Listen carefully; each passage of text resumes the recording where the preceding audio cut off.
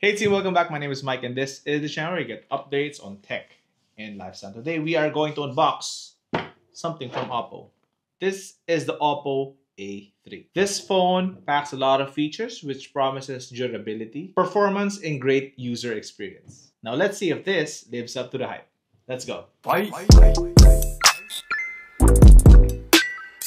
Actually, this one, I was able to attend yung initial media preview nitong Oppo A3. Doon namin na-try yung kanyang durability. Yung mga hits and bruises and yung mga drops. Nag-billiards. We tried hitting tong phone na to with the ball while doing billiard. Basta yan. Pakita ko sa inyo ngayon.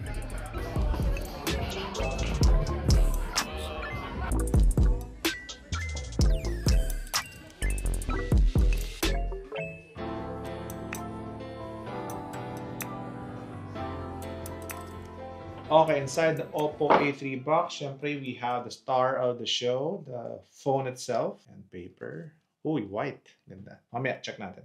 And, yan, isa sa mga Reno favorites ko before is yung jelly case niya. Kasi hindi siya yung standard jelly case na flat lang. So, sa mga nagustuhan ko talaga ito. Kasi sa mga minsan dalawang phones na dala natin. So, alam ko na kagad na Oppo yung gamit kong phone kasi bakit ko pa lang, papakiramdaman ko pa lang tong rib case niya. Alam ko na. So, easier for me to get what I need, what I want on the go. Siyempre, kasama pa rin dito yung kanyang panundot at yung kanyang safety guide and quick guide. Tapos, check natin tong charging brick niya. Siyempre, ang Oppo is they use yung super book charge, so you know na fast charging siya. Even with small minutes of charging, it can last you hours. No? Kasama rin dito, siyempre, ang charging cable, siyempre from A to Type C. Now, let's get to the phone.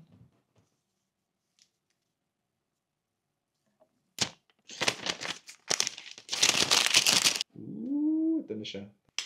Alright, so I got the Starlight white version. Ang ganda niya. Oh. Glossy siya. Pretty sure this is durable kasi they're marketing this as a very durable phone. But this one, ang ganda ng reflection niya. Hindi siya super bright. May mga parang starry light siya doon. Pero ang ganda ng white. Gusto ko siya.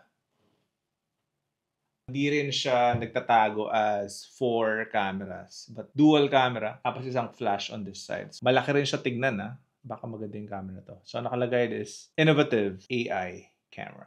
So, let's power this up. But before that, gusto ko yung build niya. Gusto ko na medyo magaang din siya. Meron siyang 3.5 jack. Oh. Type-C, speaker blaster here at the bottom. And meron din siya dito sa taas, syempre. Kitang-kita mo na sa protector ang kanyang front-facing camera. On the left side is yung kanyang SIM card tray. At on the right is yung power at saka volume rocker. So, let's power this up. Oppo, powered by Android. I don't think this is an entry-level phone. I think this is a mid-range phone with a 3.5 jack. Kasi ang ganda ng build niya. Ang ganda ng feel niya sa kamay. Parang medyo malaki nga siya. For me, hindi naman ganun kalaki yung kamay ko. Pero okay na siya. Siguro hindi naman ako mangangawit kasi hindi rin siya ganun kabigat. Yan. Color OS. By the way, this phone also comes in other colors. Meron siyang sparkle black and starry purple. So, nung tinitingnan ko siya ng media preview, parang gusto ko yung purple. Pero ang ganda ng white eh. Oh.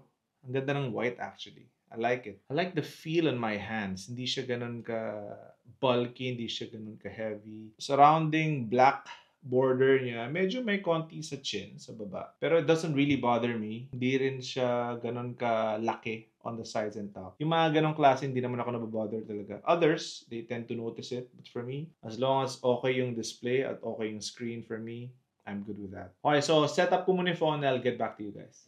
Bye.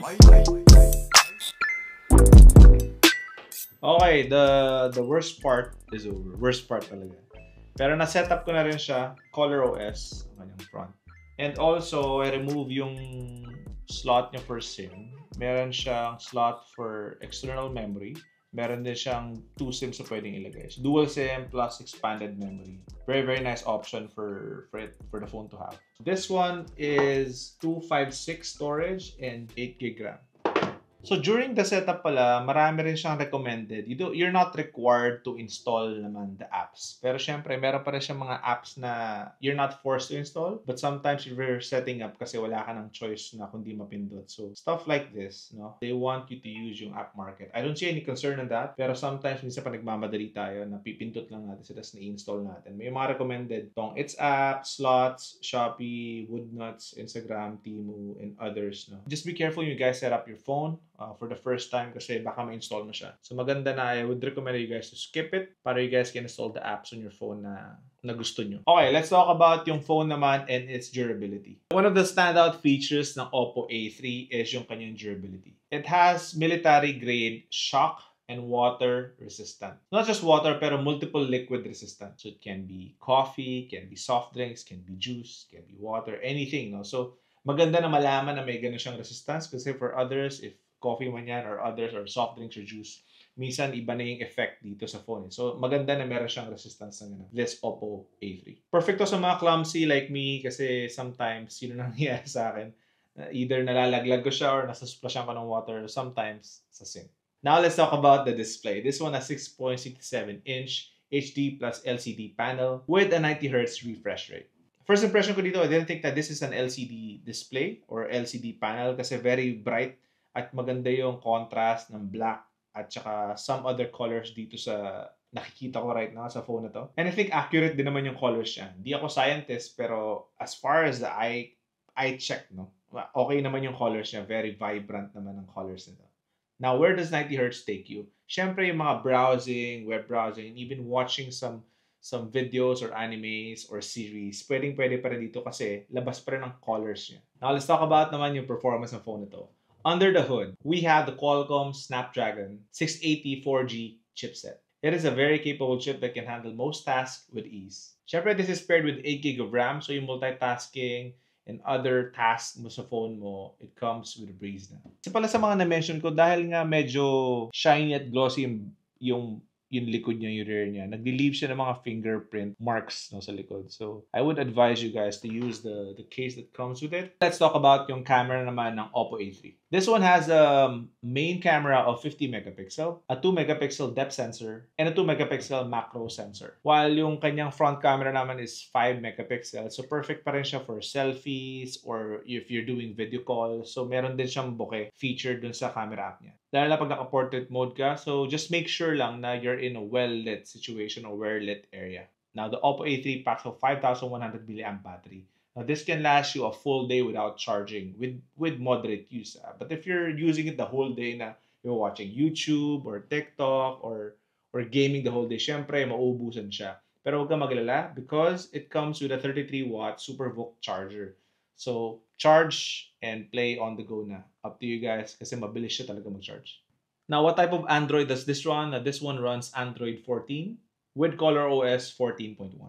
Same with other Oppo user interface experience. It's very smooth, it's clean, it's intuitive. And syempre, there are other customization options also for you na you can personalize it according to however you want it. Now, overall, I think the Oppo A3 is a good mid-range phone. If you're upgrading from entry-level phone, I think this is a good option for you to consider. It offers great value for money. It has a durable build, a decent performance, and a very capable camera. So, try nga pala natin ibang selfie shots dito.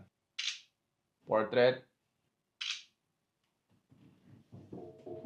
So, yun ang isa sa mga first impressions ko. I'll do more in-depth review of this phone. If perfect ba siya for photography, food photography, vlogging, or coverage, or just taking decent photos. I'll post more and I'll share more videos about this in the next few days. So, I want to use this on a day-to-day basis just to see how it holds up on its battery, on its performance, and even in some gaming. Right now, in paper, it looks really, really good. Yung chip niya, yung kanyang camera, at yung kanyang durability, at syempre, water, multiple liquid resistance pa siya, and may military grade na durability pa siya. So, yun ang isa sa mga importante rin sa atin right now. Syempre, if we're mga hard-earned money natin, we want to make sure that we get the best value of it. Hindi siya masisira kagad. So, yung durability is a big check for me. Yung camera na 50 megapixel at the same time, expandable expandable pa yung memory niya, at saka malaki yung RAM niya at saka yung storage niya. So that's something that you guys can consider when you're buying your second phone or your first phone, upgrading from your entry level. Now this is a really good mid-range phone for you guys to explore. I really like the colors. I'd go for the white. I mean the Starlight white version. Okay. So something that will not break the bank, mid-range phone, Oppo A3. Make sure you guys check it out. That is it for the quick unboxing and first impressions on the Oppo A3. Again, my name is Mike, and I'll see you guys in the next one.